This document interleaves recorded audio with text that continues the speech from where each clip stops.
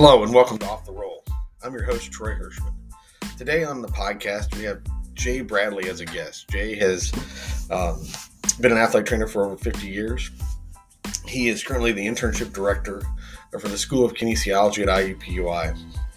He started out at the University of Cincinnati and then moved on to IUPUI, where he's had several roles there, but primarily the head athletic trainer. He's currently not the head athletic trainer there anymore, but has some great stories to talk about. He's also done some other experiences with USA Basketball and Nike basketball camps, as well as been one of the founding leaders of the Indiana Athletic Trainers Association.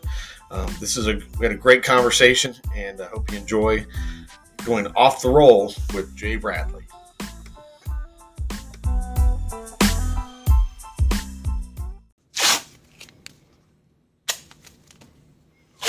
Welcome to Off the Roll. Today I'm with Jay Bradley, alumni of Ball State's athletic training program, 1971 graduate of Ball State University, is currently the director of the School of Kinesiology, internship director at IUPUI, but also a longtime head athletic trainer there, as well as some other places that we're going to talk about on this podcast today. So Jay, welcome to the show.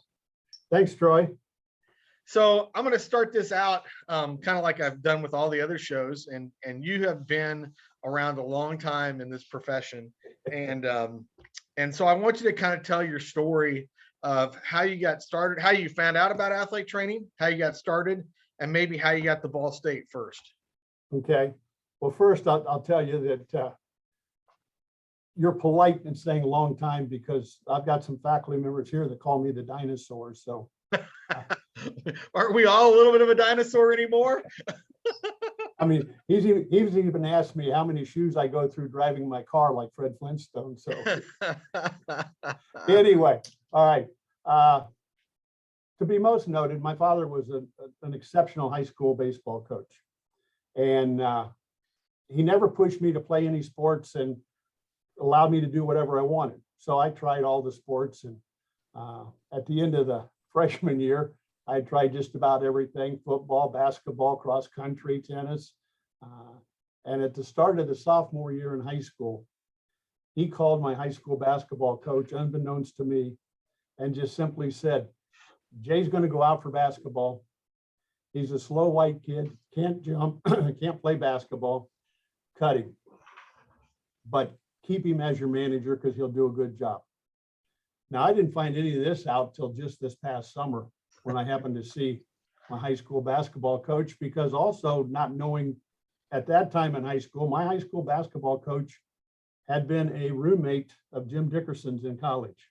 Yeah. I even think he was in Jim's wedding. Wow. Anyway, neither Jim nor my coach ever told me of their connection until many, many years after I'd even graduated from Ball State. But anyway, coach did cut me. I stayed on as the manager.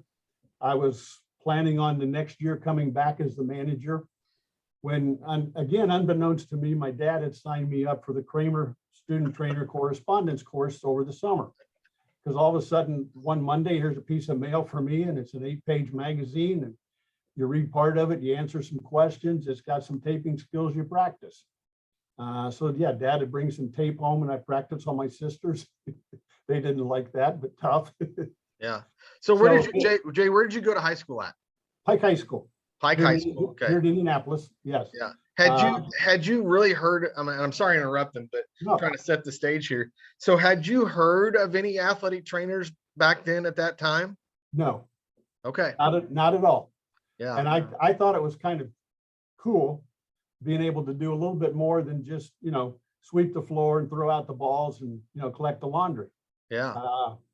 2 days before high school football started practicing, my high school AD calls me and says, "I understand you've taken an athletic training course over the summer. If you would be the athletic trainer for all sports, I'll make certain you get a letter per season." So I'm sitting there counting fall, winter, spring, fall, winter, spring. I'll get a letter jacket out of it. Yeah. So I said yes. So after the second day of high school football practice, the coach, who was supposedly responsible for the athletic training room, walked up to me and handed me a key to the training room and said, "You tape 10 times better than I do. You're just in charge. You just take charge of the athletic training room." I later found out that was a master key to the whole school. So who was the head football coach at Pike High School then? Tom Campbell at that time. Okay. And who was the head basketball coach? Norm Starkey. Norm Starkey. Norm Starkey. He Okay. was Jim Dickerson's roommate. Yes. Yeah.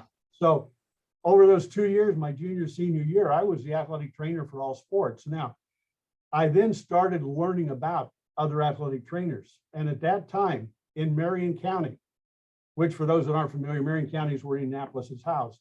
Yeah. Jim Morris was at Butler. Okay. John Padfield was at Lawrence Central. John Padfield is a Ball State grad. Yeah. And then there was Howard Catt, who was both the AD and athletic trainer at Tech High School. Okay. And then Jay Bradley as a junior, senior in high school.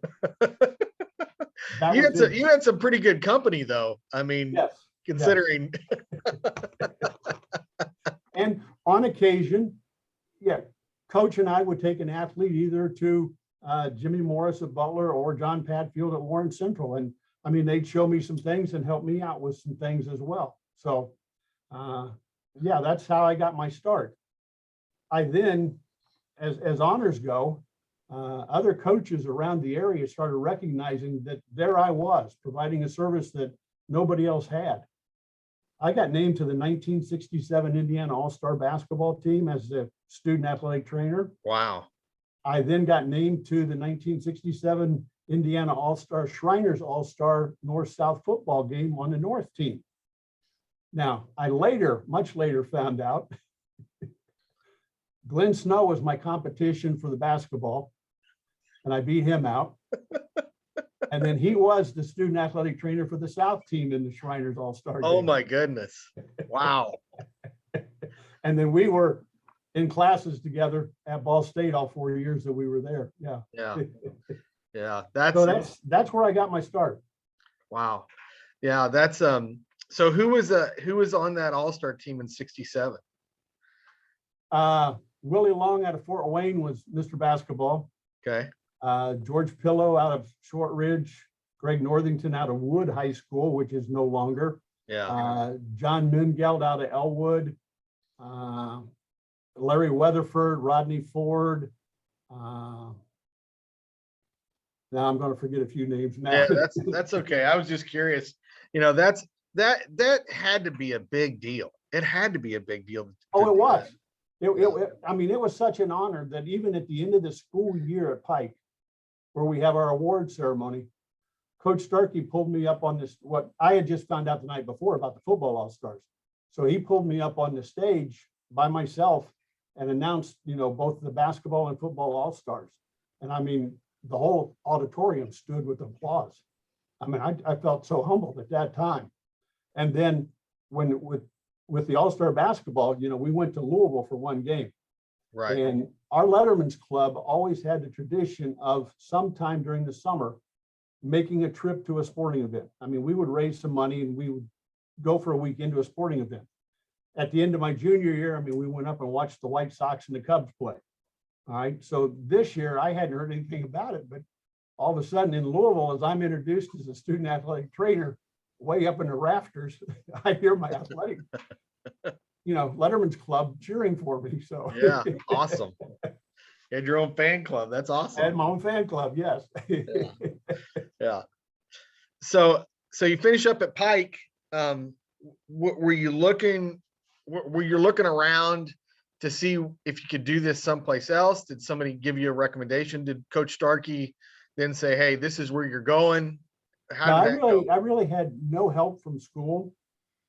I spent the Saturdays, we didn't have football games before basketball started, and Sundays, my dad and I would travel to all the small schools in Kentucky and Tennessee. I thought I wanted to get out away from home.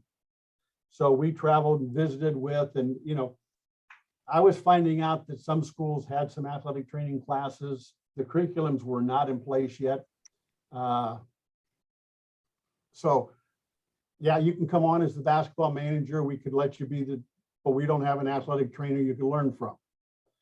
So then in February of my senior year, my dad hosted the first ever Indiana high school baseball coaches clinic at North Central. He was a teacher and coach at North Central. He invited Dick Hoover up to speak on baseball injuries. And I was kind of Dick's model up on the stage. I really got to like Dick. He invited me up for a visit. I drove up one day, got there at 8 o'clock in the morning, met Jimmy D, met Ron Sindri. Bruce Scott was a student at that time. Ron O'Neill was a student at that time. Stayed there the whole day, sat through one of Dick's athletic training classes. Yeah. Sat in the back of the room and said, I know this stuff. I know this stuff. Right. Yeah. So all of a sudden I just go, Dad, I want to go to Ball State.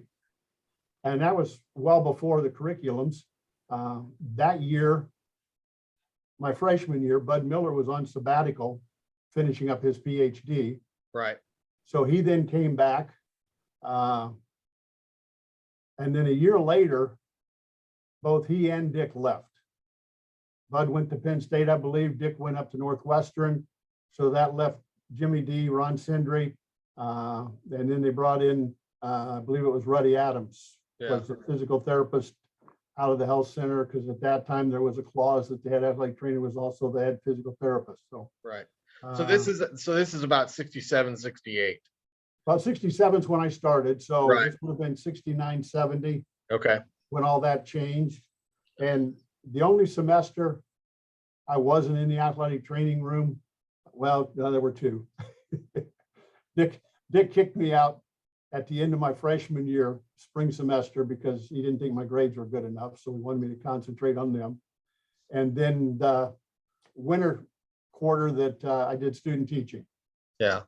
But even that quarter, I was at that time, it's now Jay County, but it was Portland High School at that time. Yeah.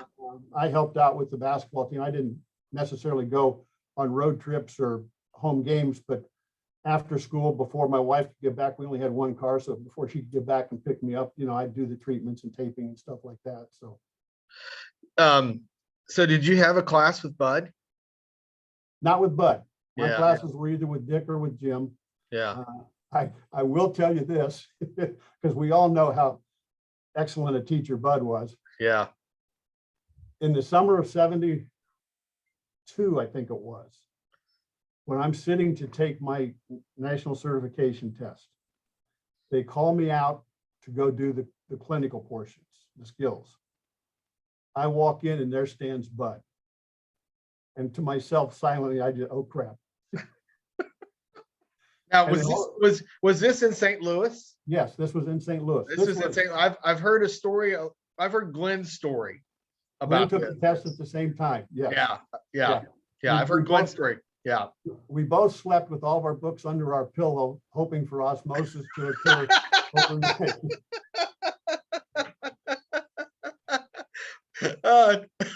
But anyway, as soon as I said, oh crap, to myself, Bud goes, I can't test him. He was one of my students. So they had to take me to another room, and I can pass this now. Yeah. And I did. I passed the test on the first time. So Well, I mean, what Glenn shared with me was it was like a dark room. Was it dark for you? I mean, how many people were in that room to take your practical portion? clinicals, three. Yeah. I mean, there was the person that read, a second tester, and then the other person was your model. Just like I did many years later. I did that myself. But Right. yeah, I mean, where we were taking the written test was in one of either the baseball or football team's locker room. I mean, they brought in high school desks, just rows and rows and rows. And when they called your name, you just turned your test over, left, did the clinicals, and came back and finished it. Yeah. But yeah, the clinicals were just like in a small office that they cleaned the furniture out of. Yeah. But yeah, it was fairly dark in there. I Yeah. do think there was a CPR mannequin on the floor, but yeah, but no, after Bud said, I can't test him. I can pass this now. Yeah, because it sounds like Bud would come up with some of the hardest questions you could think of, you know, Well, he wrote the first test. right. Yeah. Yeah. Yeah. Yeah. That's what Glenn talked about. Like he felt like, that Bud's tests, when Bud's tests or Dick's tests were basically practice questions for the certification exam. The tests you guys took at Yes. Ball State Yes. were basically, they were giving you guys questions to see how you would do for the certification exam. Right. Wanting definitely to make certain you knew your material. Yeah. Yeah. And I mean, it wasn't the superficial stuff. It was the deep. Yeah. I mean, they tested everything. Yes. Yeah. Yeah. I know that's the thing. There were no domains. It was just No. pure knowledge. Right. So you end up at Ball State. What was your first assignment? Did you get assigned to sport, an athletic trainer room? What was your first assignment? Football. Okay. And I came up early because at that time, the only two students returning were Bruce Scott, who was doing an internship with the Lions, Ron O'Neill, who was doing an internship with the Eagles. Okay. So they had no other athletic training students. Right. So here I was, both Indiana All-Star basketball, Indiana All-Star football. The football game was on a Saturday night. My folks were at that game because it was at the old Bush Stadium. Okay. The next day, however, my folks raised and showed Great Danes, and they had to leave for Milwaukee because we were going to breed a dog up there. Yeah. Okay. So here I sit at home with no ride because Ball State has asked me to come on Sunday Yeah. to get ready for two-a-days that started on Monday. Jimmy D came down and picked me up. Well, actually, he visited his brother Myron, who lived out just west of Indianapolis. Yeah. So he made just a swing down through and picked me up and took me up there. And I'm trying to remember names. The big old house was at the Kitzelman Center. It was a big old house off of campus, west side of campus, where the whole football team was housed. Huh. I mean, it was like the top floor was just open. It was all bunks, double bunk beds. Yeah. Yeah. I mean, it's probably long gone by now. Yeah. Yeah. Well, anyway, that's where we were. I didn't know anybody. Right. Monday morning, I now realize men's gym was 3 miles away. So a couple of senior linemen kind of looked at me pathetically and, "You need a ride?" I said, "Yes, please." So they took me over. They waited on me later at lunch in the evening. They brought me back. And I taped a few guys, but at that time I was out in the locker room Yeah. where Dick and Jim and Ron were in the athletic training room. And was this at the time in the new stadium, or was this still over? No. This Ball was gym. Men's Men's gym. gym. Okay. Yeah. That's Yeah. what it was called at that time, was men's Yeah. gym. Because ball gym was women's gym. Okay. So after lunch on the second day, the senior linemen come into Dick and go, "Jay needs a table inside. He's going to do all of the offensive linemen." Dick kind of was taken back by that, but yeah, he moved the table inside. Yeah. Well, I've always learned that if you can earn the offensive lineman's respect, Yes. you're going to be okay. You're going to be okay. Not that they're super picky or prima donnas, but they know their stuff when Right. it comes to athletic trainers. So And they made, excuse me, they made certain every day I had a ride to and from practice, and Yeah. they'd wait on me. And when it even then came the night at Kitzelman, which was the hazing night for the freshmen, they just stood up and said, "Jay's off limits." yeah, So, I mean, yeah, they protected me yeah, as a freshman.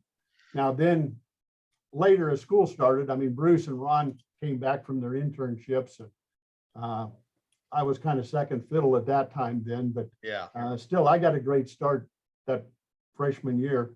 And then I think we only played 2 games, maybe 3 games across from Ball Hospital. Okay. And then the new stadium opened up enough that we finished out the season Yeah. up at the new stadium. Yeah. Yeah. Because there was an episode on the first home game. Because, you had to load from men's gym, you had to load everything up in a cargo van and drive it up to the football field. Yeah. And some reason we were a little late leaving, and the home crowd was horrendous. Uh-huh. And somewhere in the route, Jimmy D takes a shortcut across the president's lawn.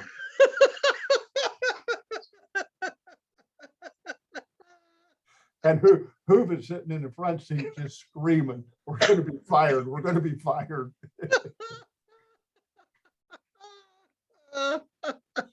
Yeah. Yeah, and we're sitting in the back on coolers and stuff because there's no seats in this van. Yeah. I mean, it's got the driver and passenger seat. The rest of it's just open, and all of our stuff's in there. So This will get us there quicker. yeah. Yeah, I'm not sure that Jim cared about any of that stuff.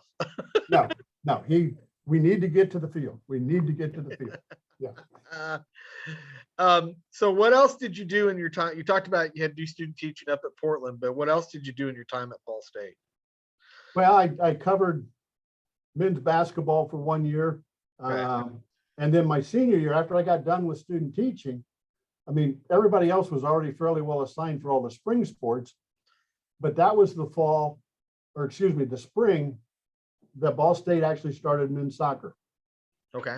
And it was a spring sport at that time. Yeah. And because they didn't have enough locker rooms out at the stadium, they were working out of men's gym. Okay. So I was in charge of men's gym athletic training room for men's soccer. They had a couple of road games, so I went. Neil Smotlock, I think, was the head coach. I think technically it might even been considered a club sport the first, but I was covering it by myself. And if I had any issues, I just got on the phone and called Jim or Ron at the stadium. So yeah. Did so no men's volleyball? not really. I mean, I enjoyed it. I went to all the home games. I mean, Right. it was But great. you weren't working any sports, men's volleyball at that time. No. And of course, the thing that I brought up with Glenn and Ron and even Coddington when we did the podcast with John was that, again, there were no women's sports at this time. They were club sports. Clubs. Well, yeah. And or intramurals. Yeah. I had a run in. At lunch, somehow I got invited in with Don Shondell, Dr. Gray, Dr. Eddie, and then myself. And we were up on the balconies. We were playing badminton. And those guys were good, and they taught me to play some good badminton. Yeah. So then I enter the intramural contest and placed third finally in it. I mean, 150 some guys. Now, Yeah. I couldn't compete against the two Asians, but they won it. I mean, they were excellent. Yeah. But then later on, I entered another little tournament over in Ball Gym, and they were using an actual feathered shuttlecock instead of a plastic one. Yeah. And they kept calling illegal hits on me because I was shattering the birds. I was hitting them so hard, but Yeah. you're right. There were no women's sports at that time. So Yeah. Yeah. women's sports, even then when I moved on after Ball State, didn't come into effect until probably 74 or 75, once Title IX hit and then schools Yeah. adjusted to allow things to occur. One of the things I haven't brought up with I didn't bring up with Ron and I didn't bring up with Glenn. But I think I've always tried to put one of these kind of thoughts or whatever philosophical thoughts in one of these podcasts with the older athletic trainers. But we talked about no official women's sports, but modality wise, were you using ice at that time, or was it still heat exercise? What was it back then that was kind of your go-to for an acute injury? Ice. It still was ice. Okay. Yeah. For me, it was ice. I mean, we had at Ball State, we had an electric stim, we had an ultrasound machine, And I got to tell you, Bruce Scott scared the dickens out of me with the electric stem, because one day he's showing us how to operate it. And he hooks it up on his bicep, and then without even thinking, he cranks up the dial, and boom, he pops himself in the jaw and almost knocks himself out. So yeah, I got a little scared of the electric stem at the start. Yeah. But no, we didn't use a lot of modalities at that time. We did use a lot of ice.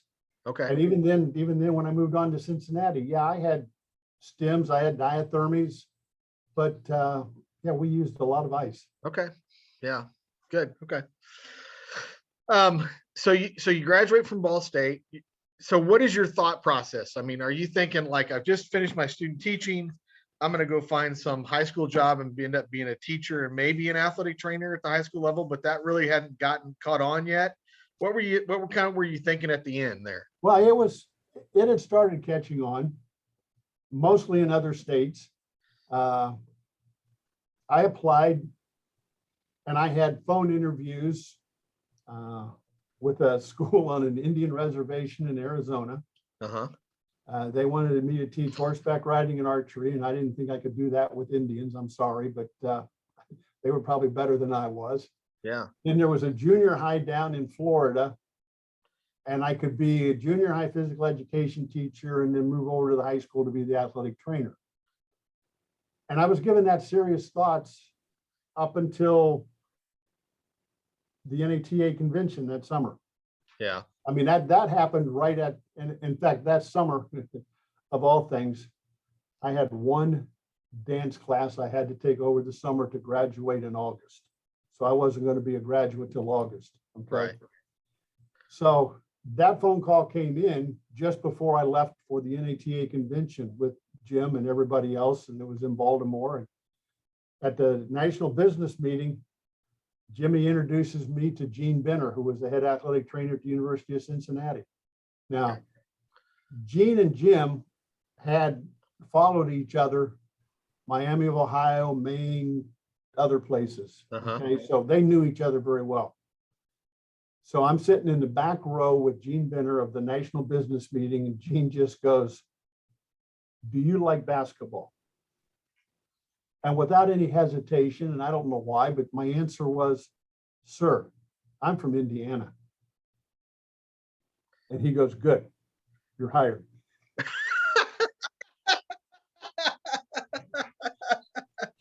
He hated basketball. He was a football athletic trainer and just hated basketball. So he says, "We got to go through some formalities. After you get home from the convention, I need to bring you down for a day. I need to introduce you to the AD, show you campus, the whole 9 yards, but you're my pick." So yeah, we schedule a day, we drive down, my wife and I, and we meet Gene over at the football stadium. He then walks us over to the athletic department. We're standing outside the AD's office when he walks out, introduces himself, and I introduce Beverly, and Beverly goes, "Well, I'll walk over to the bookstore or something." And Mr. Smith goes, "No, we're a family. You come in with the interview yourself." Wow. Okay. So yeah, it was about 30 minutes. He asked me about 5 minutes worth of questions, and he talked to Beverly for 25.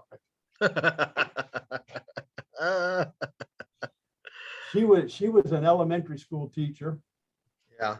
And as we're leaving, he hands her a sheet of paper with a name and an address on it, and he says, "Stop by this school district and pick up a teaching application." Because we were going to start looking for schools for her to apply to anyway. Right. So we do that, take it home, she fills it out, she mails it in. 2 days later, she gets a phone call. They want her back for an interview. So we drive back down, and this trip, we're going to look for housing as well. But I drop her off, and an hour later, she comes back out, and she's got a 6th grade teaching job. Wow. So, which was a little odd for her because she had student taught in 2nd. She had done 1 year in 4th up in Marion, Indiana, while I was finishing up at Ball State, because she was a year ahead of me. But then now she's moving up to 6th.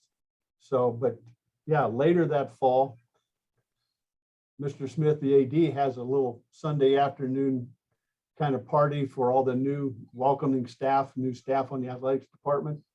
And we're standing over in the corner, not knowing anybody. And Beverly goes, I think that guy over there is my superintendent.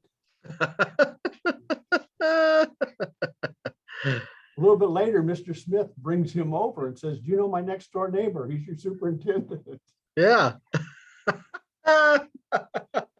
So when he said we're a family, I mean, he meant it. Yeah. They were a family. So yeah, I spent 9 years at the University of Cincinnati. Main assignment was men's basketball. Secondary assignment was men's baseball. And third assignment was helping football whenever I didn't have anything else going on. Right. And you remember back in those days, I mean, basketball couldn't start till October 15th anyway, legally. Right. Yeah. So yeah. Now it never stops. Right. It just keeps going. No sport does. Right. Yeah. It just keeps going. Anything that was memorable at Cincinnati? I mean, anything that you remember that was impactful on you, or maybe any students that you mentored along the way that you're proud of? Several of them. Yes. Yeah. Probably at that time in my early career, just the hype about being a big time program in the country. Right. I mean, out of the 9 years, probably 6 or 7 at least, we were ranked in the top 10 in the nation, and just, everybody's out to get you, these kind of things. Yeah, one memorable moment does come to mind. We didn't have TV like we do today. Right. I mean, there wasn't a ball game every day, every night, 16 on Saturday, this kind of thing. Right. But there was a Thursday night game of the week. And we were at Georgia Tech getting homered. Right. Really getting homered. And I said something as they were coming down the court. And all of a sudden the ref just stops and tees me up. And as he's walking back towards the scores table to report it, I mean, coach asked, who was it? And he's pointing down at the end of the bench, your athletic trainer. And everybody in the field house got quiet. Yeah. Because they're all staring at, why would you give the athletic trainer? Exactly. Okay. I'm not one to be quiet. So right at that time, I yelled out, first correct call of the night. I mean, the place is so dead silent. My wife, who's watching the game on TV back at home, knows it's me. Oh, no. And she heard about it the next day in school. So your husband got a technical. Who was the head basketball coach? Who At that time, did you work with?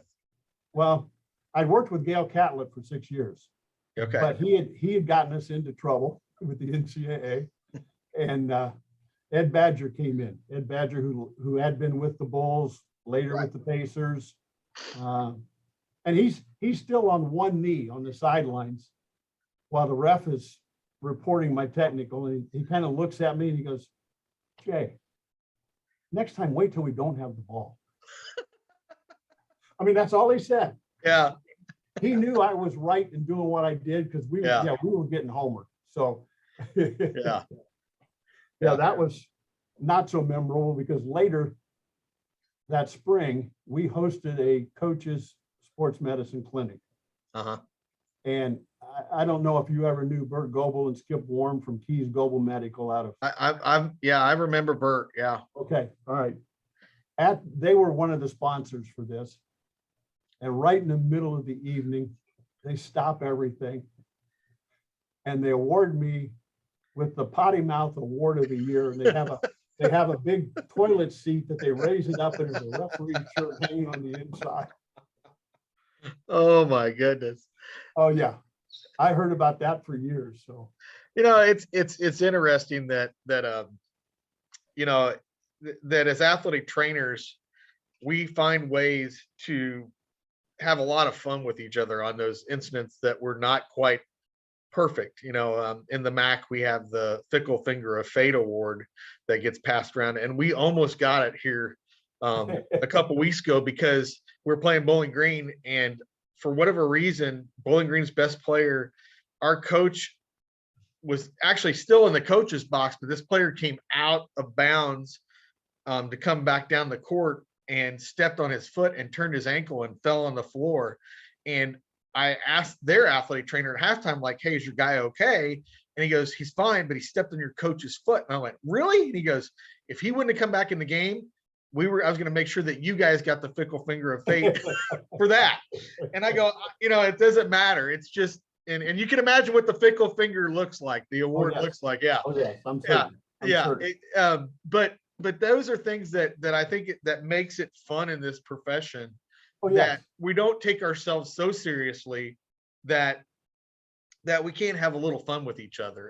And that's still going on. And it's not healthcare, but it's fun. And that's what keeps, keeps the cordiality of the competition. We all want to win, but at the same time, we don't take ourselves so seriously we can't have fun with each other. And that's exactly. I mean, once Cincinnati joined what was then called the Metro Conference, I mean, there was always, before the conference tournament, the night before was always the pre-tournament banquet. Well, after the banquet, all the athletic trainers, all the team docs, and the student managers would go off on our own and have our own party afterwards. Yeah. Yeah. We all got along. Yeah. Yeah. And we even know, your guy goes down on my sidelines, I'm going to help him till you get there. Right. I mean, everybody knows that. Yes. Yeah. So talk to me. I mean, this is not athletic trainer related, but you were there working basketball for 9 years. You had to see some great players and in your time there that you played against or that were on that Cincinnati team. Who were some of those guys? Derek Dickey played 15 years in the NBA. Lloyd Batts played 7 years in the ABA. Greg Yurchison played 8 years over in Spain. Jesse Jemison, 7 years with the Harlem Globetrotters. And mind you, this was even before the 3-point line. Okay? Yeah. But even in our college games, he would stand out there to what was now be considered the 3-point line. Yeah. And he would either go strang or glass. I mean, he was calling his shots in the middle of the game. Yes. Oh yeah. Yeah. I mean, those were some of the first guys. Not so certain I had others. Oh yeah, Pat Cummings, another 15 years in the NBA. Yeah. I had a 7-1 kid, Bob Miller, drafted first round by Arizona, and then second day of practice just quit. Decided he didn't like basketball. Right. Trying to think if there were others that actually made it that high up. Several played over in Europe. Yeah. I even had one, Dave Johnson, got a walk-on tryout with the Dallas Cowboys as a wide receiver. Oh, wow. Yeah. Yeah. Just they loved his athletic ability. So, yeah. Yeah. It's interesting. I don't think people, they think of basketball players as basketball players. And I've had a couple of guys here that I'm like, I know you want to go play overseas, but all you need to do is you need to go, if you make the practice squad and you're getting $300,000, right. you need to focus on that. And they both guys I talked to about that were tight end bodies, athletic as all get out, but just wanted to go play basketball overseas. It never worked out. And right. It's too bad, but it was funny. I watched a documentary, or I'm watching this documentary on Peacock about Joe Montana, and his quarterback coach for the 49ers, Paul Hackett, said the reason that he was so lethal is that he had this basketball savvy that he would just translate on the football field. And nobody thinks about the fact that's athletic in itself, but it is, and it does have its place in football with certain types of people. Yeah. Well, and adding to that, I mean, you look at a lot of those good quarterbacks. Were they not the point guards in high school? Right. Yeah. I mean, you now talk, and some of the commentators are taking time enough and talking about how they're looking the first option, second option, so forth. That's what a point guard is doing all the time. Yeah.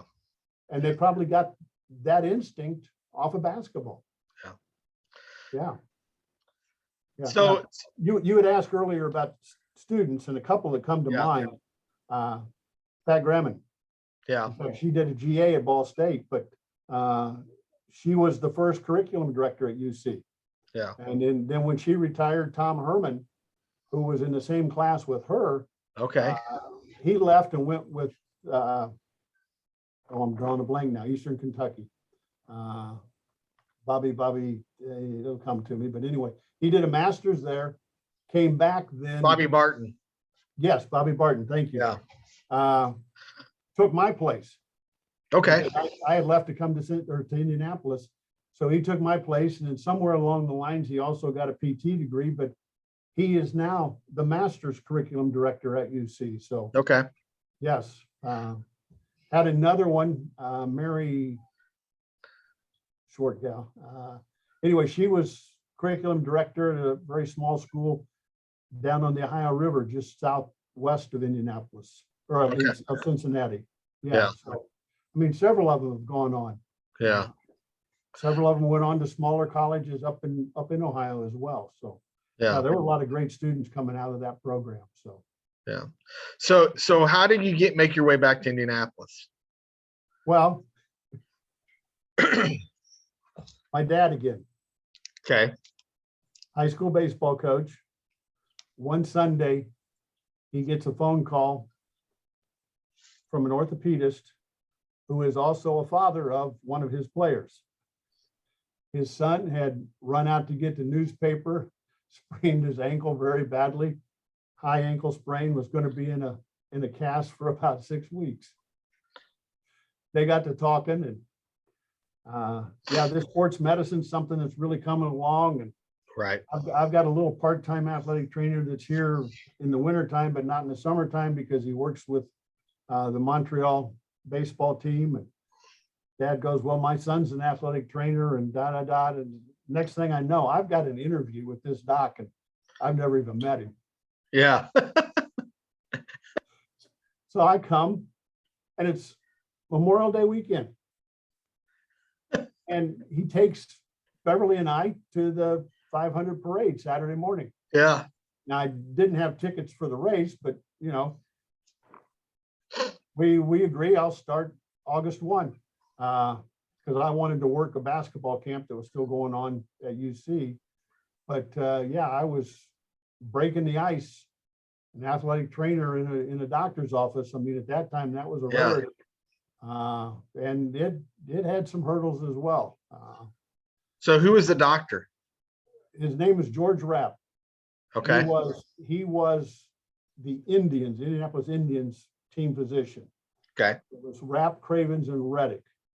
Now, Dr. Reddick, as you probably know, Methodist Sports Medicine, well, they just changed their name to Forte or something. Yeah. Forte. He was my team physician all along at IUPUI. But so I'm coming back to work in this doctor's office to help in therapy and get athletes to come into these docs. But I also say to myself, I want to be on the sideline somewhere. Yeah. And as I was telling Dad, he goes, well, I know Mel Garland, who's the basketball coach over at IUPUI. Let me see what he's got. So Mel ended up calling me back and says, hey, I'm just the basketball coach. The dean of the School of Physical Education is actually the athletic director. We need to talk this over with him. So I come back to town, and we're looking for housing at the same time. And I meet with Mel, and I meet with Nick Kellum, who's the athletic director, dean of the School of Physical Education. Uh-huh. And Dean Kellum goes, we'd love to have an athletic trainer. I know you're working in a doctor's office. We can't afford to pay you much, but I could probably give you $100 a month to be on call and cover home sporting events. Okay. I said a deal. I did that 3 years. Yeah. I loved it. To be honest, I hated the clinic. Yeah. I'm not a clinic athletic trainer. There's a difference. There really is. Yeah. I can't open up a folder. Oh, hi, Troy. How you doing? Right. That's not me. I've got to see you every day for treatments, chit chat, just whatever, watch you in practice. I got to be on the bench with you. So after 3 years, a teaching position opened up at IUPUI and I jumped on it. Yeah. Yeah. Yeah. I mean, That's, we were a small NAIA program at that time, 6 sports we started out with, and now we're a Division I program with 20 some sports. So yeah. Yeah. It's definitely grown exponentially the last couple of years, yeah, I mean, especially. Yeah. when I finally was replaced, and I'm going to use that word, Yeah. we had 19 sports, and I was by myself. I mean, I had some students. I had covered 19 years as the head athletic trainer by myself here at IUPUI. Yeah. What most people don't understand was I was never an employee of athletics. Yeah. You were through the School of Physical Education. Yes. So Yeah. I was a faculty member with a volunteer to the athletic program. Yeah. When we went from the NAIA to the NCAA said that the athletic director could not answer to an academic unit. So they had to go to external affairs. Yeah. And at that time, I mean, they forgot a lot of things expense-wise. Like if they were going to keep me on as the athletic trainer, they had to have a salary line, which Yeah. they didn't have. Right. I served, well, when the dean was over me, I had half a teaching load and half an athletic training load. But once athletics moved out and he had no oversee of the athletic program, I now had to teach a full load. Yeah. So for 3 more years, I volunteered, but it was 3 o'clock sometimes before I could get to the athletic training room. Yeah. Classes. Well, and that upset the coaches, and I totally understand that. So then all of a sudden, one day, the AD says, okay, I've hired a new athletic trainer. Thank you. Boom. I'm done. Yeah. Yeah. Except that athletic trainer only lasted 9 months because couldn't handle the load. It was Right. too much as one person. Yeah. So for the next 3 or 4 years, they kept me on a retainer to fill in when there were home events and the athletic trainer was on the road, or I never made any road trips, but yeah, I'd cover when there were more things than they could cover. Right. Until they finally, and I don't know, we've got 6 or 7 athletic trainers now. So Yeah. yeah. Yeah. It seems like, unfortunately, that area still turns over a lot for them. And Yes. and Well, we don't pay them anything. yeah. I mean, Well, that's just it. and that's unfortunately the trend right now with mid-majors is that we have 3 spots open right now, and it's because they both moved on to better paying jobs, better situations, better paying jobs. Right. And until that, I don't know how that's going to get solved in some way, shape, or form from a funding standpoint. But it's like I've explained to a lot of people, that's even above our athletic director. That has to come from the president's office, the administration, those Right. types of people that recognize that we have to, if we're gonna, it's just an investment in a facility or equipment or support issues or whatever, and it has to be an investment in people to take care of your student athletes. And if you don't do that, you're going to have this revolving door that's basically going to happen. And that exactly happened to me because, again, I was always a faculty member. Yeah. So at the end of my 6th, beginning of my 7th year, I've got to file for tenure or you're gone. Yeah. If you don't get it. Well, only doing half a load and the other half being the athletic training assignment. Yeah, I had teaching, I had service, I had no research. Right. And the university required research to be one of your 2 excellent areas. Yeah. And all of a sudden, the assistant chancellor is looking over all the tenure resumes and sees that I'm going to get canned. And he understands my importance as the athletic trainer. Yeah. He created a whole new job line as a staff member for me to stay on, but yet still be faculty and staff. Yeah. And so, yeah, I mean, he understood what you're saying. Somebody up above understood. Understood. That raised some eyebrows in many other schools around campus, but he understood. Yeah. And that's a credit to you and the work that you did, for somebody up that high up that understood that. And that is a credit. I mean, we all wonder if anybody's paying attention. And sometimes it comes from the most unexpected places that somebody is paying attention a little bit. So during this time at IUPUI, athletic training in Indiana is starting to try to get organized a little bit, and you were really on the front lines of that. Talk to me a little bit about kind of how in IATA, the Indiana Athletic Trainers Association. Obviously, we had the NATA, and GLATA had been around for a long time, but these state organizations were starting to get organized a little bit more, and you were on the front lines of that. So, talk to me a little bit about those conversations. Who was that coming from? Was it a group there? Kind of, I mean, everybody around Indiana was trying to get that done, but it seemed like there was a core group out of Indy that was kind of pushing that along. Yes, and I think when you say the core group out of Indy, I think it was mainly just because we were central. Yeah. Okay.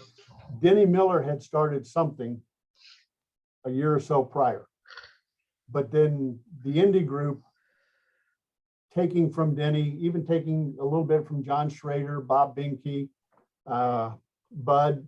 Well, Bud and Dick had left the state by that time, but still they had some comments coming back in. Yeah, I mean, David Craig, Ralph Reef, Marge Albaum, myself, got a lot of things going. I actually sat on the committee that wrote the Constitution and bylaws. Yeah. We then held an election. David was the first president. Ralph was the first, president-elect. Ken Evans was the first secretary. I was the first treasurer. I can still remember March 1, 1984, restaurant at the Embassy Suites. David and the Pacers paid for dinner for the four of us. That was the first board meeting. The four of us decided that we needed more. It couldn't be just 4 votes. We needed more. Yeah. We needed a high school rep. We needed a college rep. We needed a pro rep. We needed, at that time, the district director. I mean, the state person to the district of GLATA. And that was separate from the Constitution at that time. Steve Reisinger was that person. So yeah, we bumped it up to 7 or 8. And then as years expanded, I mean, more committees, more people came on the executive board. But again, just being central, I had a very nice dean's conference room. Big long table would seat probably 15 or 16 people. I've been in that room. And, well, it's no longer now. We've renovated. It's been taken down, its offices now. But the dean was most appreciative of us wanting to use it. So, I mean, he allowed me to use it for our monthly meetings and so forth for several years. Yeah. So, yeah. I mean, do you look back now and just, you're still kind of amazed that I mean, we were always going to grow a little bit, but amazed to where it's at now. I mean, and what it's trying to do. Yes. I mean, we had a lot of visionaries. I mean, yeah, one of the first things we wanted, because there had been some issues nationwide about legalities. Yeah. Is an ATC really a professional? Okay. So that's when then, and even some states had issues with licensure laws because of PTs and what athletic trainers were doing and so forth. So we knew up front getting licensure was going to be one of the things we had to really fight for. We also knew and understood going through legislation that it was going to take time. It was going to take some documented cases of, well, this school didn't have somebody to take care of that heat illness or this ACL injury or whatever. So we documented for a long time. We found a representative who actually happened to be an uncle of an athletic trainer that would make the first proposal. Yeah. And you got a dog and you got a bark and then you got the bite. Well, we had the dog and the bark, but we didn't have the bite yet. So we knew it was going to take some amendments to that licensure law before we could really get functioning. But yes, I am amazed at how quickly all that did occur. And I don't know how or why, but for some reason I was reelected for 4 consecutive terms as treasurer. Yeah. I mean, we had no money, but but I did set up the IRS's nonprofit thing and so forth, because my next door neighbor at Scheidler, my senior year, was a CPA. I mean, and he did all that for me at no cost, because he knew we were just an upstart. So I finally, even the 4th time I was reelected, I told the committee, I said, just put my name on there and then I'll bow out. Well, the other candidate saw my name on there and pulled himself out. So I was the only candidate running for the 4th time. So finally, when it came the next election, I just said, no, we need to let other people get involved. Right. Don't put my name on the ballot again. I refused to run. It's not that I didn't enjoy it. I did. Right. But we needed to get more people involved in the organization. Right. Yeah. Yeah. That was, I kind of remember some of those days, like I told in John's podcast, I remember the first, the thing that always amazed me was when I went as a student rep in the early 90s, right after Lido was there, is that I sat around that table and I went, I didn't realize the influence that Ball State Athletic Training had on that board. I mean, you had Coddington was on there. I remember who else. John. Oh, now I can't. I know. There's so many names and so long ago. Wabash, Jim. Wabash. No, wait a minute. Um, No, I'm thinking DePaul, Jack Mansfield. Jack Mansfield was Wabash. Yeah, there we go. Jack Mansfield was on there. Yeah, he was Wabash, not DePaul. Yeah. You had that. You had Monica Schrader was the secretary at that time. It didn't hit me until after the fact that there was that much influence coming from our athletic training program. And Steve, you could even throw Steve in there a little bit because he got his master's here a little bit, and there was some connection there as well. But that's the thing about it, is that that philosophy of people first and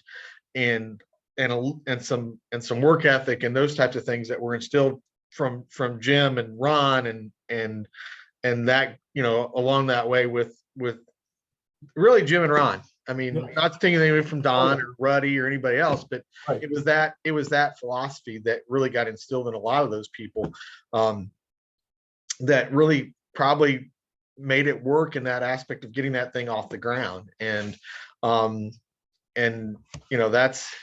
something that I think goes unnoticed by a lot of people with that. And again, that's kind of what this whole podcast is about, to talk about these things and get it out there to other folks that may not know that. So, well, and even as I stepped down as treasurer, I couldn't stay out. Right. I mean, I came in as the fall meeting exhibits coordinator. Right. Yeah. And I did that for 2 or 3 years. And then I forget who the gal was that was the overall fall meeting coordinator, but she stepped away and I stepped up and I did the fall meeting for 5 or 6 years. Yeah. Ran some of the largest at the time. I mean, it was fun. Yeah. So those meetings were fun. I mean, and I'm not saying the meetings now are not fun. It's just, I don't know. It's different, I guess. Yeah. It's different. Yeah. Well, one of the things I know that you did that was probably paid you really well, but probably was a lot of fun, was working Nike basketball camps. So can you talk about how that got going, how you got involved with that, and then and then Yes. some of the experiences with that, because I don't think a lot of people know that you did that. 25 years, 45 different events. Yeah. Excuse me, All-America Camp for boys, 18 of them, 8 girls All-America camps, Jordan Classics, Hoop Summit, 2 skills academies. Okay. It all got started because Nike had been doing it at Princeton, but the athletes were complaining because the dorms were not air conditioned. Because it was always the first week in July. Yeah. Okay? So they were looking around. Indianapolis was at that point starting to advertise itself as the amateur sports capital of the world. And they looked at NIFS, they looked at Indy Sports Corps helping them come. And in the process, got involved with my athletic director, Bob Lovell, at that time. Rich Shoebrooks was the contact from Nike, and he just asked Bob one day, he says, "Hey, do you know any athletic trainers locally that could help us?" And he said, "Yeah, my guy's a great guy." So the next day, Rich calls me and says, "Hey, we're bringing one guy that we brought from Princeton in, but could you coordinate a handful of local athletic trainers to help us?" I said, "Sure." Well, it became more than just that. I mean, I did everything. The guy from Princeton, I don't even remember his name now. And he was from the Princeton camp. He wasn't from Princeton University itself. So don't get that wrong. He was just somebody that Nike had brought in to work those camps. He shows up 2 hours after we're already into our first practice. An hour later, he goes and finds a barber shop to get a haircut. It's just, it wasn't good. I mean, I took all my tables over to NIFS. I bought the supplies. I got the guys. I set it up. We did everything. He was not invited back the next year. Yeah. And I mean, it grew. I mean, they would, for the boys camps, they would bring in 226 high school kids, to be seniors, to be juniors, occasionally a few to be sophomores. We had 3 courts inside NIFS. We had the 2 courts here at IUPUI. And then I had treatments going on back in the hotel. So yeah, I had 10 local athletic trainers working with me for those 18 years. Yeah. Now, not always the same 10 every summer. I did try to spread that around. I also looked at different people's schedules, but then one of the things that I thought about as well was giving back to Ball State. So Yeah. I worked with Neil quite a bit and got your best male student at that time to come down. And if nothing else, it's a resume stuffer that he worked at Nike All-America camp. Yeah. The pay wasn't great. I think it was $300 or $400 for the week, but because it was Nike, they gave you all, I mean, you had to wear Nike apparel all the time. Right. I added 1 week's up. And I mean, if you went to Dick's Sporting Goods and bought all that stuff, it'd be somewhere between $2,400 and $2,700 worth of gear that they were giving you. So that kind of made up for the lack of pay, but I mean, you got all that clothing. But yeah, it was a great resume stuffer for those kids from Ball State. But from that, then Nike had these other events, the Jordan Classic, the Hoop Summit, the Skills Academy. Yeah. Well, the Jordan Classic had actually been the Capital City Classic originally, but Nike sponsored it.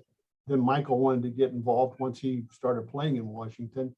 So they changed the names, but they had tried to hire locals.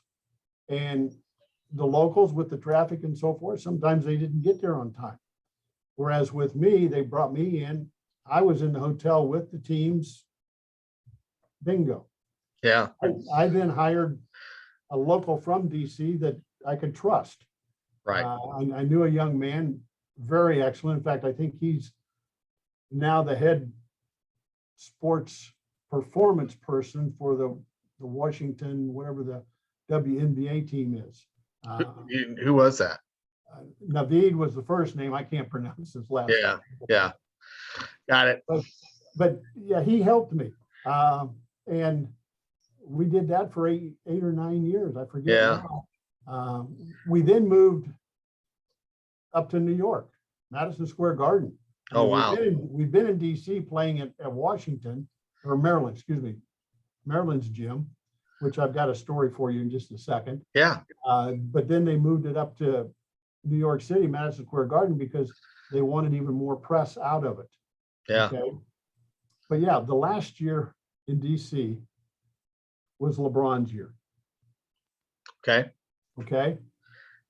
Now, Naveed would always let me pick whatever bench I wanted to sit on for the game. I mean, obviously we had to have one on each bench. Okay. So I picked LeBron's. And for an all-star game like this, you know, most of them are just a lot of run and gun. Right. The other team had Shannon Brown, who ended up going to Michigan State, I think. But those two, LeBron and back and forth, Yeah. it was a true team game. I mean, yeah, it was 133, 131 at the end. Yeah. But it was a game. But halfway through the second half, LeBron gives the signal, wants to come out of the game. He comes down and lays down on the floor right in front of me, looks up at me and goes, stretch my hamstring. Now, again, I'm going just mentally to myself, oh, crap. In 3 months, he's going to be the #1 draft pick, and he just got hurt on my watch. Yeah. I jump down on the floor, you know, all the typical questions. I start the palpations, I start stretching it and so forth. And all of a sudden, I remember he's laying on the floor. So he raises his head up to look at me and he goes, hey, man, I'm not hurt. You needed some TV time, and I knew cameras, to be honest. What 18-year-old thinks of things like that in the middle of a ball game? Yeah. He was definitely a man ahead of his time. Yeah. I mean, he thought about things like that. Yeah. I mean, Yeah. I wanted to kill him. I was scared to death that he got hurt. But he's thinking of me. You need some TV time. And I look up and there's 6 cameras. Yeah. You know, those big shoulder mount things, guys are pushing people out of the way. Yeah. What's up with him? What's going on? I've been living that the last couple of weeks with our recent addition to our team, because he's been out a little bit with some stuff, but people calling or texting and we're like, we can't talk to you guys about this. Well, I also worked what was called a skills academy. Mm-hmm. Back when Kevin Durant was a junior in high school, I think. Yeah. But they brought in about 20 of those high school kids to Portland, Oregon, Nike's headquarters. And that was kind of the start of what is now the Olympic movement at the younger age for basketball players. Right. But we're there one day, it's a morning practice, and they're teaching jab, step, drive. And I'm walking behind, and all of a sudden, as Kevin's doing it, I go, travel. And again, coming from the athletic trainer, everybody just stops. What'd you say? I said he traveled. They stopped everything. They ran over, watched the video, slowed it down. And sure enough, his feet were so fast, he had traveled. Okay. At lunch, one of the young coaches, an assistant coach someplace, looks at me and just goes, you're an athletic trainer. How do you know so much about basketball? My same response, sir, I'm from Indiana. Now, Jay Billis, the commentator, was there as an evaluator. Yeah. He just about falls out of his chair laughing because he knows exactly what I'm meaning. Yeah. Everybody in Indiana knows basketball. Right. Yeah, exactly. Yeah. Yeah. I mean, I think it's amazing, you know, and again, you're an athletic trainer first and foremost, but you can't help not get sucked in some of those things and just recognize things from just the amount of games and workouts and practices and stuff that you see. And it's funny, if somebody's really paying attention, they'll come ask you what your opinion is. Right. And you feel a little bit awkward giving your opinion because you're not a basketball coach, but you've seen enough that you know that there's something going on there. And Right. Well, see, I even feel as an athletic trainer, you need to know the movements of your athletes, no matter Yeah. what the sport is. Yeah. I mean, I was watching the Georgia-Alabama game the other night on TV. And when the Williams kid went down and they came back on the second replay of it, ACL. I mean, you could see the valgus move, and you could see the tibia come forward. Yeah. And to me, and again, like you say, all the years of experience, that was very obvious to me. Yeah. No, and it's funny. I'm on this Facebook group, secondary school athletic trainers. Just Trent Trump turned me on to it because there's some valuable discussions on there, but there's some discussions in there like it's like these newer students didn't have a mentor. They didn't have somebody they could talk to about this. They didn't have, they pose these questions, and I'm not saying there's a bad question with posing that, but they're posing questions on there that somebody like myself would call you and go, hey Jay, I've got this situation with this kid. You've got all these years of experience with college basketball.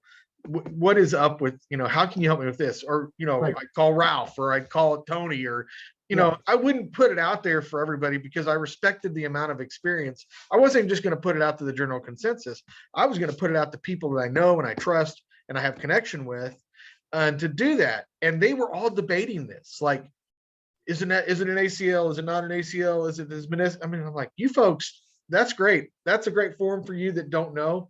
But I would, if I was questioning that, I would go talk to somebody that I trusted to do that. And that seems to be the one thing that's lost anymore. And in that aspect is that. And I think even reading some of the older data, I mean, I had an orthopedist when I was at Cincinnati by the name of Frank Noyes. Yeah. Now, number one, we had to teach him bedside manner. Well, the athletes would call him Dr. No Yes. Because after the game or on Sunday morning treatments, he would say, no, there's no way you're going to be able to play next week.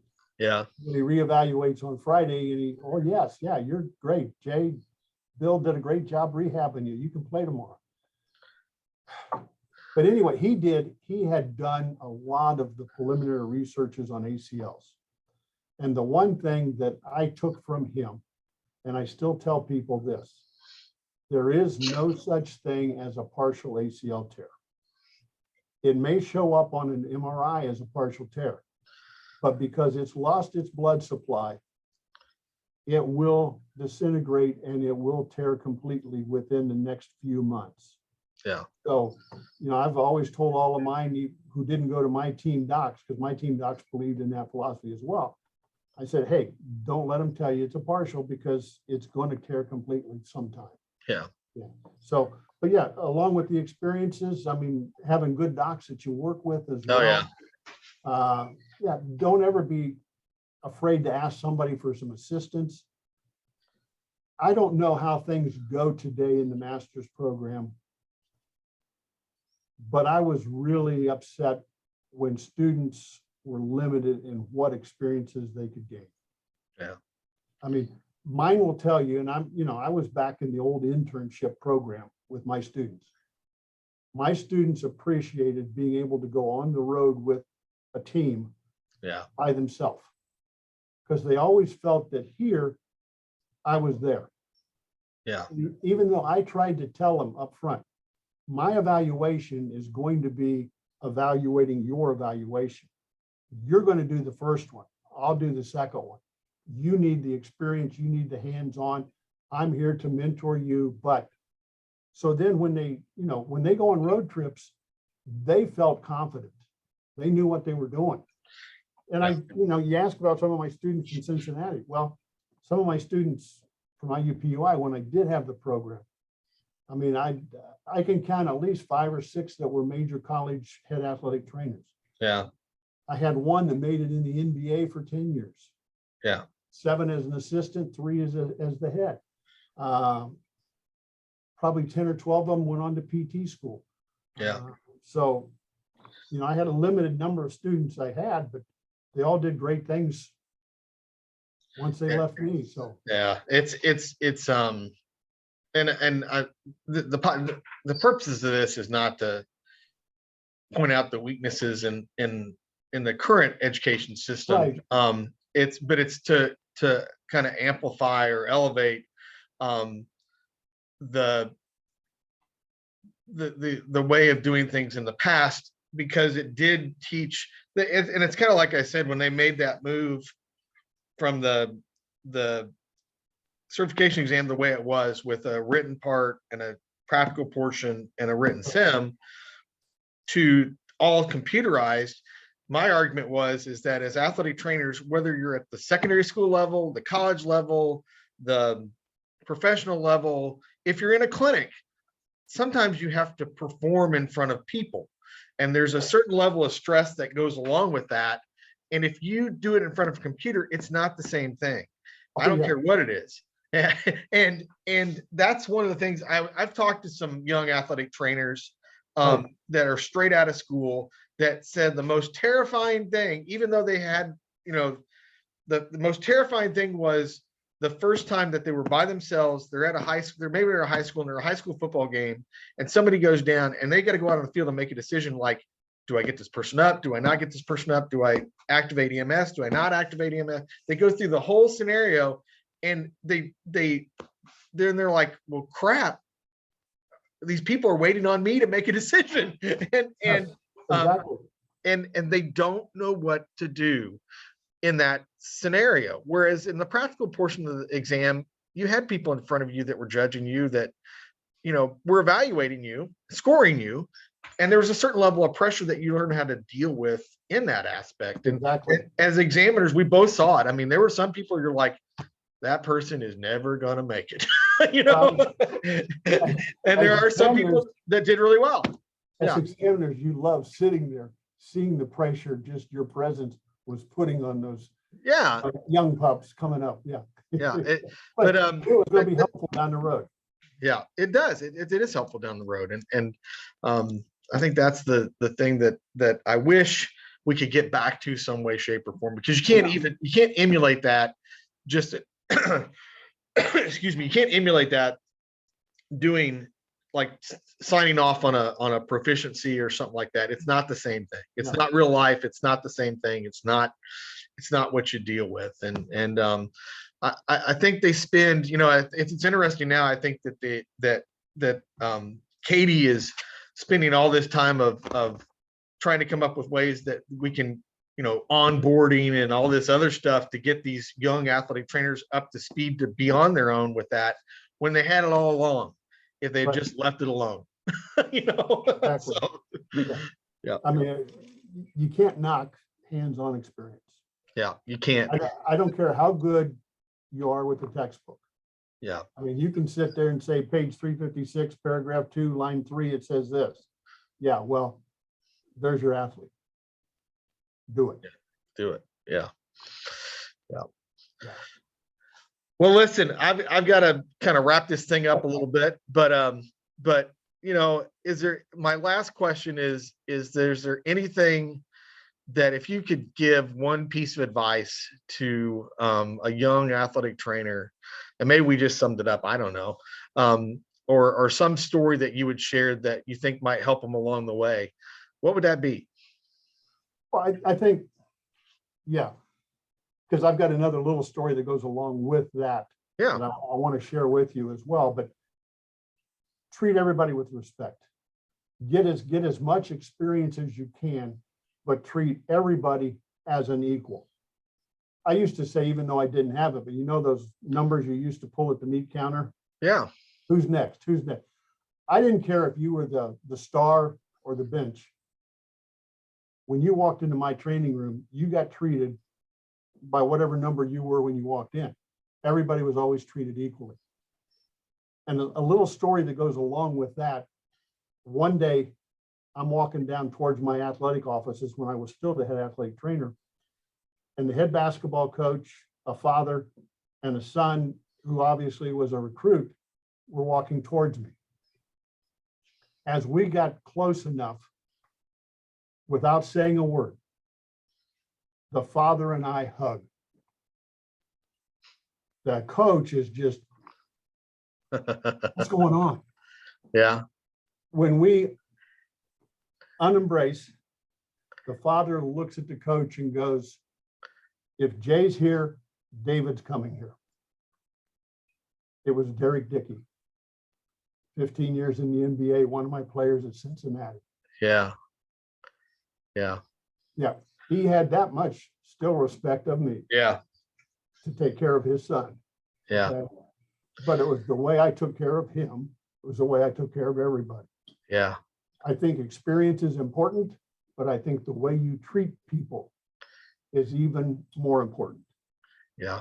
It is our, people talk about legacies and what you leave behind. I mean, that truly is what we leave behind is that the fact that somebody that you took care of respected you so much that they were going to entrust probably the most important thing in their life, or one of the most important things in their life for you to take care of. And that's, I try to tell kids, in fact, I got a kid in surgery right now that I would be there had it not been for COVID protocols, to do that. And it killed me because I was like, I would want to be there. I want to be in the waiting room. I want to try to be there as much as I possibly can to support this kid and his parents. Oh, I even went further. I mean, back when we were still the small NAIA program, I went into surgery on every one of my athletes' surgeries. Yeah. Just the parents would see me, they'd see me in the scrubs. I walked in. I mean, I didn't do anything other than just watch. So I knew exactly what happened. But yeah, that caring was important to everybody.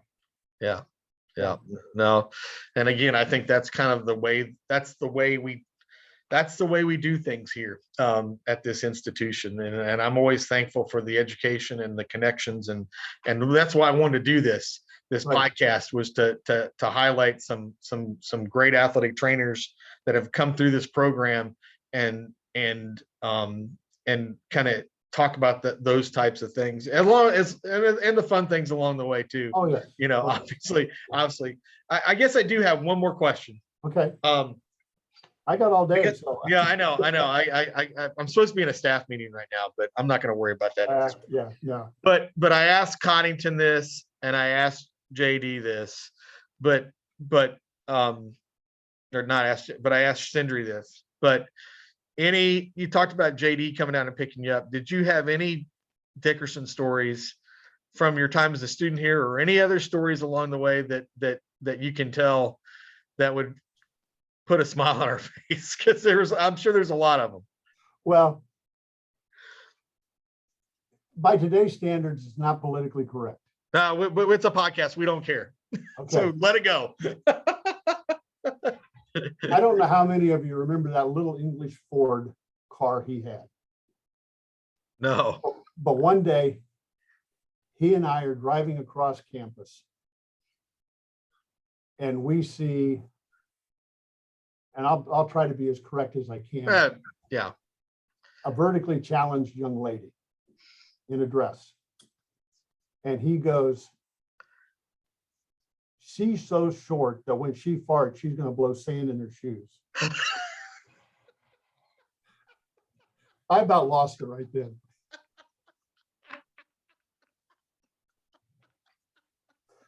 Yeah. But that was JD. No, I've been to so many conventions where after hours, it's 3 and 4 in the morning before we finally decide to go to bed, because he's in there telling stories. Yeah. I mean, and the room's packed. I mean, half of them we don't even know.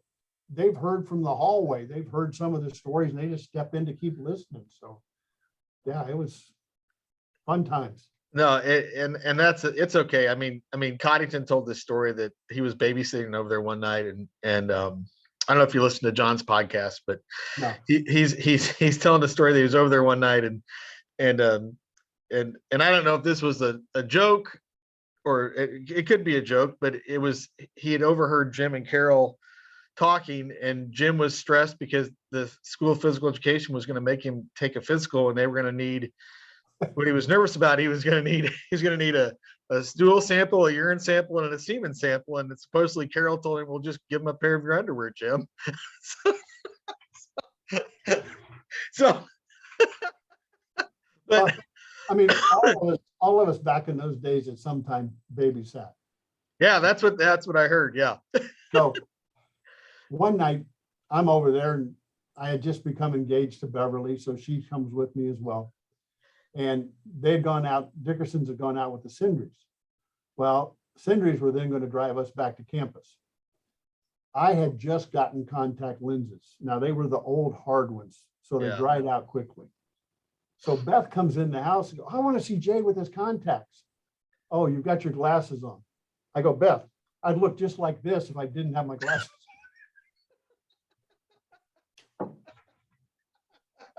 Oh, no, I got one more. Okay, good. One summer, Snowball and I are staying upstairs at Sindri's house. Okay. Okay. And Dickerson's are over for a cookout. And I forget which daughter, but Ron goes back into the house for something. And I'm sitting upstairs studying with the window open. And I hear her go, "Dad, how big is Ron's washcloth?" And Jim goes, "What?" "Well, Dad, his face goes all the way back to here."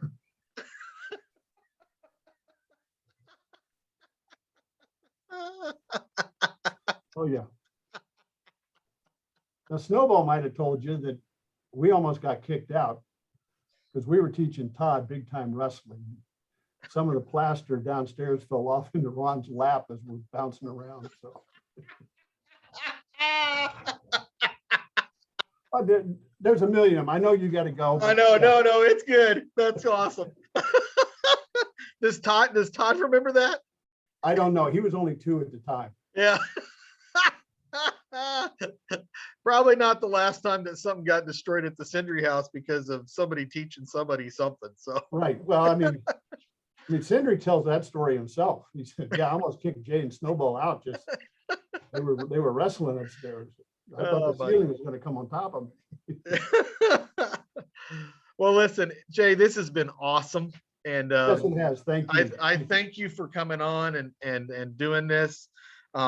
And again, there may be a chance where I can get a couple of you guys together, because I know that when we did this with Rex and Neil and Tony, it was a blast because things started coming up that other guys didn't remember. And that's my hope, is that we can do some of these individual podcasts and then have some people together come in and do some stuff. And I know Snowball, I talked to him the other day. He's got to finish up his second part where he talks about him and Hoover stuff on the road, and maybe you and Snowball would be a great podcast too. So, yeah. But I thank you for coming on, and Thank you for having me. and it was great fun, like I told you it was going to be, and like I said, hopefully we'll have you on again sometime. So, all righty, thank you. Yeah, so we're going off the roll with Jay Bradley. Thank you.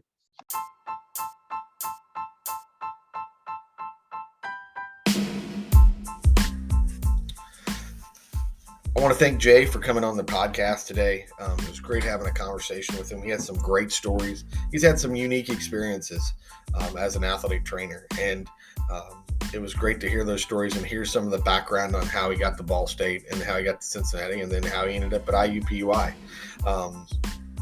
Again, I think what we're learning in some of these discussions is that a lot of times these athletic trainers were kind of pioneers in a new setting that they didn't even know that they were doing. And that's kind of why I wanted to do this, to reveal this. So give us some feedback on offtherollpodcast@gmail.com or on my Facebook page, my personal Facebook page.